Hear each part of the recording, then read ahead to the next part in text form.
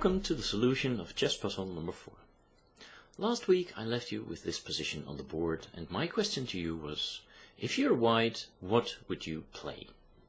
Now some of you have commented that probably f5, f6 is the move to be played. And it's not a bad move, and actually it's also the move that I played in the game. And I went on to win the game after the next showdown. g4 check was played to try and keep the h-file blocked, and also to try and exchange rooks so that black may have some surviving chances in the bishop ending, where the bishops are of opposite colors. However, I figured out that this bishop ending was winning, and indeed I went on to win like this. I will show you very quickly the remaining moves.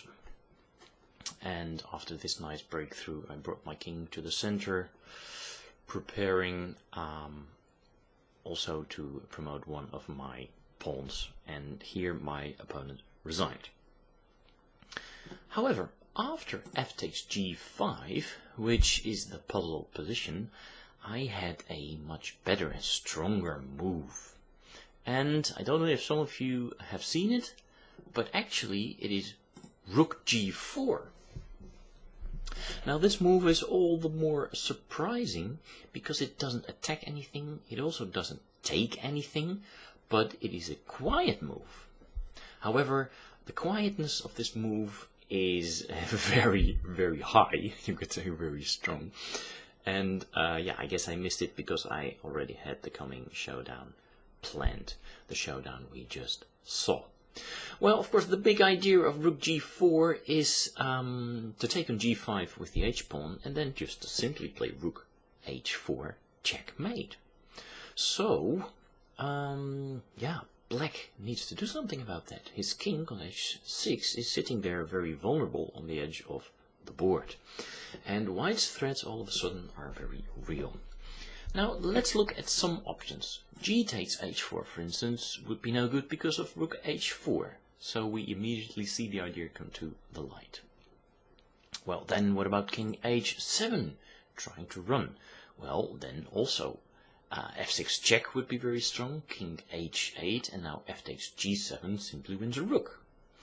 Okay, well then what about rook d7 trying to vacate the g7 square? Well, white could take away that square and renew his threat of opening up the h-file. This would also be winning. Well, what about rook f7 then? Well, again, f6 would be very strong. And after rook takes f6, for instance, h takes g5, king g7, g takes f6 check simply wins a rook.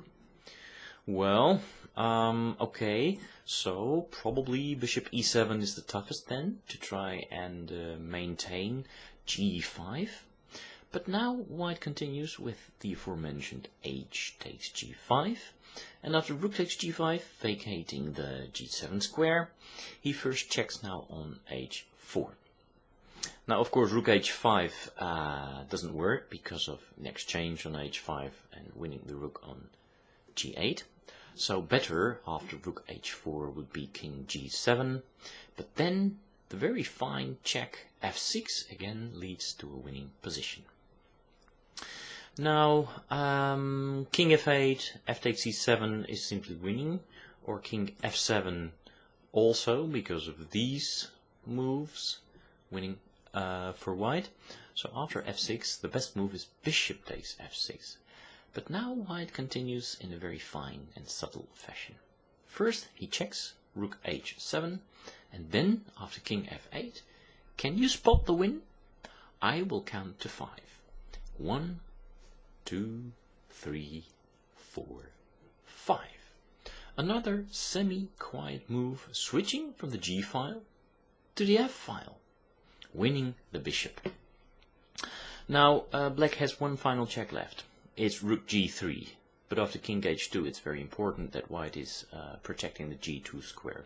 So there is nothing left for black just to try and protect his bishop with rook g6, but of course this rook can be taken, and after bishop takes g6, rook g6 and rook takes c7, white is of course clearly winning. So, that brings us to the end of the solution to chess puzzle number 4. I hope you've enjoyed this game fragment.